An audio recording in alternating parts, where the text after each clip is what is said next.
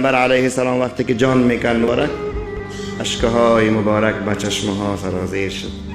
جبرئیل پرسان کرد که یا رسول الله علیه السلام، شما از مرگ نمی ترسین، دلیل چیست که گریه شده؟ پیغمبر علیه السلام گفت که دلیل امتای گناهگار است. جبرئیل رفت به آسمان و دوباره آمد، گفت الله جل جلاله به شما سلام میگه و بعد از سلام میگه که امتای گناهگار تو اگر یک ماه قبل از مردن توبه کنن گناهایشان میبخش. چقدر پیش؟ یک ماه. حضرت عبدالله انصار 6 لک حدیث حفظ داشته این مبارک، از هرات که است. اینو میگن واقعا شیخ الاسلام، ولی خب هر کس ما شیخ الاسلام میگه. عبدالله انصار 6 لک حدیث حفظ داشته این مبارک، او در تفسیرش نوشته میکنه این حدیث مبارک. بعد گریه رسول الله زیاد شد، بگویید صلی الله علیه و سلم. دیگه هم گریه. جبرئیل بود یا رسول الله باز چرا؟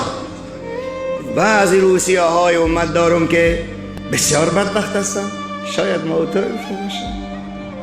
اینا یک ماه قبلا چانس نمیابن توبه کنن، در چوکات شریعت خود را عیار بسازن، گریه میبری اوناست. جبرئیل علیه السلام رفت و حضور پروردگار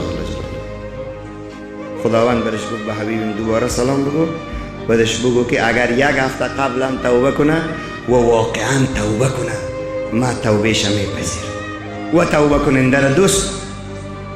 تایی که باز گریه کرد و گپ به یک شب و روز رسید و گپ به یک ساعت رسید و رسول الله در گریه شد و جبرئیل علیه السلام آمد و گفت الله برای تو سلام میگوید و بعد از سلام میگوید که همین لحظه ای که قبل از جان کندن است توبه کنه توبهش میپذیرم. آمدیم در وقت خود جان کندن. این اختلافی است بین علما.